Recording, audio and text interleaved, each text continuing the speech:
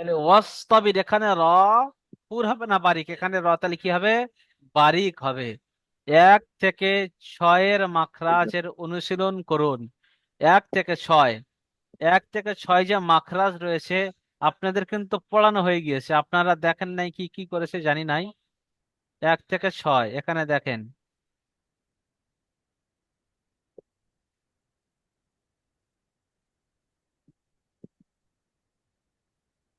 দেখেন, প্রথমে আমরা এই তিনটি পড়ে নিয়েছিলাম।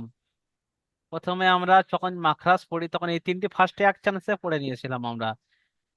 যে হামজা এবং হা কণ্ঠনালীর শুরু হতে উচ্চারিত হয়। কণ্ঠনালীর শুরু একদম এখান থেকে, শুরু থেকে। দ্বিতীয় নম্বর মাখরাজ হাল বা কণ্ঠনালীর মাঝখান হতে উচ্চারিত হয় কি?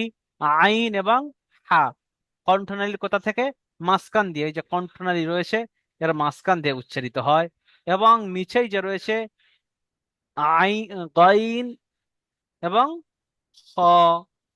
হালকের বা কণ্ঠনালীর শেষ ভাগ একদম নিচে থেকে, একদম নিচে থেকে আইন, খ, একদম নিচে থেকে উচ্চারণ হয়। জি, আমরা তেমনি ভাবে এটা কফেরও উচ্চারণ এবং কাফেরও উচ্চারণ দুটি একসাথে আমরা দেখেছিলাম। জিভের গোড়া এবং তার বরাবর উপরের তালুর সাথে লাগে উচ্চারিত হয়। 2 নোক্তাওয়ালা এই যে কফটি রয়েছে, কফ কেমন উচ্চারণ হয়? জিভের গোড়া, একদম জিভের গোড়া এবং তার বরাবর উপরের তালু। উপরে যে এই যে এরকম, যে এরকম সে হা, এখানে যে রয়েছে এই যে তালু, এই তালু, এই তালু একদম জিভের শেষ আর তার উপরে যে তালু রয়েছে ওই তালুর সাথে লেগে কি উচ্চারণ হয়? কি উচ্চারণ হয় জি? অফ, অফ, অফ, উপরের সাথে ঠেকবে। জি, আওয়াজটি মোটা এবং যেন একটা ধাক্কা মেরে আসে, অফ। 5 নম্বর মাখরাজ জিভের গড়া হতে একটু আগে বাড়িয়ে তার বরাবর উপরের তালুর সাথে লাগিয়ে উচ্চারিত হয়। জিভের গোড়া আছে, জিভের গোড়া থেকে একটু আগের দিকে এসে, একটু আগের দিকে এসে সেখান থেকে জিভের গোড়ার একটু আগের দিকে এসে সেখান থেকে এবং ওই সিজা উপরের তালুর সাথে লেগে কি উচ্চারণ হয়? Calf, calf. জি। 6 নম্বর মাখরাজ জিভের মাঝখান এবং তার বরাবর উপরের তালুর সাথে লাগিয়ে উচ্চারিত হয়। 6 নম্বর মাখরাজ জিভের মাঝখান এবং তার বরাবর উপরের তালুর সাথে লাগিয়ে উচ্চারিত হয়। এটি আমরা এই তিনটি একসাথে আমরা সেদিন পড়েছিলাম, এই 2-1 দিন আগে আমরা পড়েছিলাম। জি।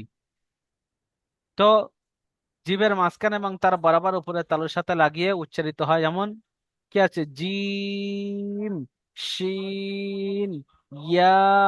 দেখেন জিভের মাঝখানে লাগছে, মনে মনে পড়ে দেখেন কোথায় লাগছে। জিভের মাঝখানে এবং তার বরাবর উপরের তালুর সাথে, জিভের মাঝখানে লাগছে এবং তার বরাবর উপরের যে তালু এরকম হয়ে রয়েছে সেখানে, মাঝখান, জিভের মাঝখান এবং তার উপরের তালুতে গিয়ে লাগছে। জি।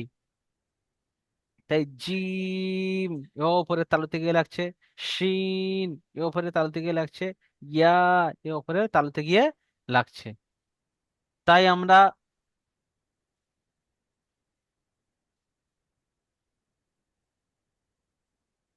মাখরাজ আমরা জেনে নিলাম। জি,